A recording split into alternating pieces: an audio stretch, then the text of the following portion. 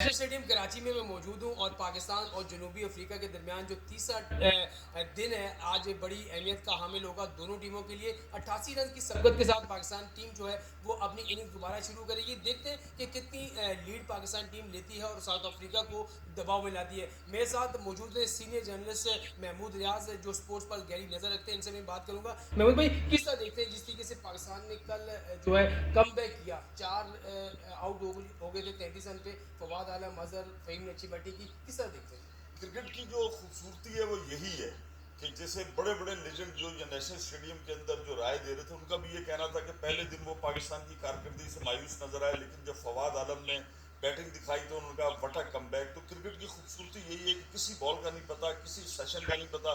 پہلے دن جو ہے وہ 14 وکٹیں گری اور دوسرے دن صرف 4 وکٹیں گری. فواد عالم نے ایک تاریخ رقم کی, 10 سال بعد ان کی انٹری ہوئی, 11ویں سینچری, 10ویں 11ویں سینچری انہوں نے کراچی کے نیشنل اسٹیڈیم پہ کی اور ان کے لیے بڑے اعزاز کی بات ہے.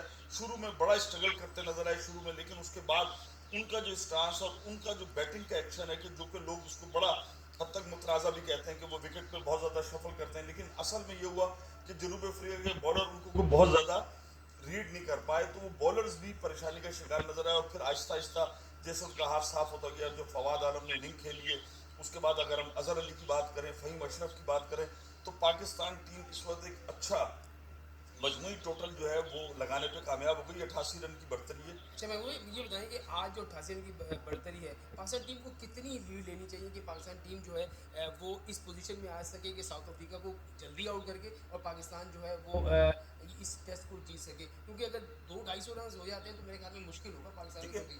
آپ کو بھی پتا ہے کہ سردی ہے, کراچی نیشنل اسٹیڈیم میں رات میں اوس بھی پڑی ہے, گو کہ کور جب ہوتے ہیں تو اس کے اندر ایک سیم جو وہ آ جاتی ہے, تو پہلا گھنٹہ جو ہے وہ اس وکٹ کے اوپر نہایت اہم ہوگا. وہ اگر سروائیو کر کے اور 150 رن کی بھی لیڈ اگر پاکستان کر لیتا ہے, ان کو دیتا ہے, تو یقیناً جنوبی افریقہ جو ہے وہ مشکلات کا شکار ہوگا. پھر جس طریقے سے آپ کے نعمان علی نے بالنگ کی اور پاکستان یاسر شاہ نے بھی, اور جو بالنگ اٹیک ہے, تو یقیناً جب 150 رن آپ کے اوپر چڑھے ہوئے ہوتے ہیں تو آپ کو بیٹنگ کرنے میں کوئی بھی ٹیم ہو اس وکٹ پر مشکلات کا سامنا اچھا, یہ کرنا فواد پڑتا ہے. عالم کے بارے میں بڑا سوشل میڈیا ہر جگہ باتیں ہو رہی کہ فواد عالم کے 10 سال ضائع ہوئے. وہ کل ایک اسٹائل بھی آیا, اس سے لوگوں نے یہی اس کو لیا کہ ہو سکتا ہے کہ انہوں نے جو اشارہ کیا وہ 10 سال کا کیا. تو کیا سمجھتے ہیں کہ واقعی جاتی ہوئی ہے کہ 10 سال جو ہے جو بھی چیف سلیکٹر آیا ہو, چاہے انضمام آیا ہو, چاہے اس سے پہلے سلیکٹر آیا, وہ منتخب نہیں کرتے تھے, ان کا پرفارمنس دیکھیے ڈومیسٹک آپ لیول پہ؟ اگر انضمام الحق کو کہیں تو مصباح بھی کپتان رہے, اس کے اندر انضمام بھی سلیکٹر رہے, اس کے اندر اقبال قاسم بھی سلیکٹر رہے, اس میں بہت سارے سلیکٹر رہے کہ جن کا تعلق اس شہر سے تھا. یہ بعض اوقات ہمارے سسٹم کی خرابی ہے کہ اگر کوئی اس کو کہتے تھے یہ چھکا نہیں مار سکتا. اس سے قبل کہا گیا کہ جی اس کی تو 42 رن کی ایوریج ہے فواد عالم کی, تو اس کو ڈومیسٹک ہی کھیلنا چاہیے. اب تو اس کی ایوریج بھی بہتر ہو گئی. یقیناً یہ کچھ ایسے واقعات ہیں جو پاکستان کرکٹ کا ہمیشہ سے حصہ رہے ہیں. بہت سارے کھلاڑی ایسے ہیں کہ جن کے ساتھ زیادتی ہوئی.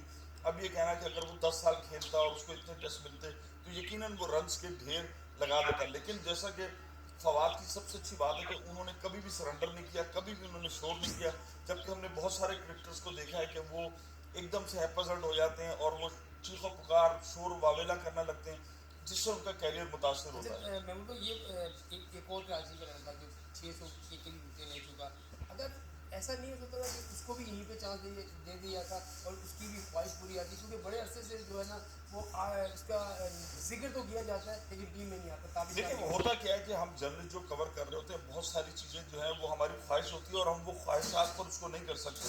590 یقیناً اس کی وکٹیں ہیں, اور لیکن آج سے اگر 4-5 سال پہلے اس کو چانس دیا جاتا تو بہت زیادہ وہ افیکٹو ثابت ہوتا. یہ تو ہوتا ہے اب ایسا لگ رہا ہے کہ بس آخری ٹھیک ہے وہ بات ہوگی. آخری کس کی پوزیشن زیادہ اس وقت پاکستان کی پوزیشن زیادہ اچھی ہے. آج ابھی جب پاکستان جتنا بورڈ پر اسکور لگاتی ہے اوپر ان کے اوپر, تو یقیناً جنوبی افریقہ کو بلکہ کہا جائے تو آج جو ہے وہ ایسا لگ رہا ہے کہ پاکستان ڈریم پوزیشن کے قریب آ رہا ہے. یقیناً کچھ نہ کچھ رنز کا اضافہ ہوگا, چاہے 50 رنز بھی ہوں, 100 رنز سے اوپر کی اگر لیڈ ہو جاتی تو پاکستان کو ایک ایج حاصل ہوگا. بالکل 100 رن سے زیادہ لیڈ ہو جاتی تو پاکستان کو جو ہے سب کا جو ہے کافی ایج حاصل ہوگا کہ وہ ساؤتھ افریقہ کو جلدی آؤٹ کرنے کے بعد چوتھی اننگ میں اسکور کر سکے.